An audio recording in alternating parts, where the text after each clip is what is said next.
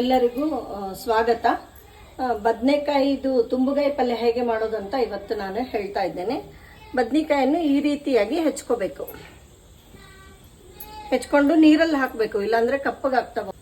ಅದಕ್ಕೆ ಒಂದು 3 ಉಳ್ಳಾಗಡ್ಡಿಯನ್ನು ಹೆಚ್ಕೊಂಡಿದ್ದೇನೆ. ಕರಿಬೇವು, ಸಾಸಿವೆ, ಉಪ್ಪು, ಅರಿಶಿಣ, ಶೇಂಗಾ ಚಟ್ನಿ, ಮಸಾಲೆ ಪುಡಿ ಅಂದ್ರೆ ಸಾಂಬಾರ್ ಪುಡಿನೂ ಹಾಕ್ಬೋದು, ಇಂಗು. ಇದು ಎಲ್ಲ ಸ್ಟಫಿಂಗ್ ಮಾಡಕ್ಕೆ ಎಣ್ಣೆ ಇಟ್ಕೊಂಡಿದ್ದೀನಿ.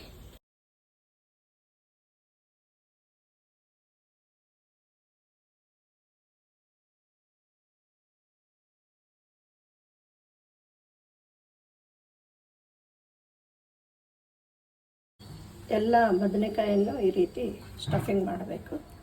ನಾನಿಲ್ಲಿ ಆಲ್ರೆಡಿ ಮಾಡಿ ಇಟ್ಕೊಂಡಿದ್ದೇನೆ. ಈಗ ಒಗ್ಗರಣೆ ಮಾಡಿ ಆನಿಯನ್ನನ್ನು ಚೆನ್ನಾಗಿ ಫ್ರೈ ಮಾಡ್ತಾ ಇದ್ದೇನೆ. ಈಗ ಈ ತುಂಬಿ ಇಟ್ಕೊಂಡಿದ್ದ ಬದನೆಕಾಯನ್ನು ಇದರಲ್ಲಿ ಹಾಕಬೇಕು.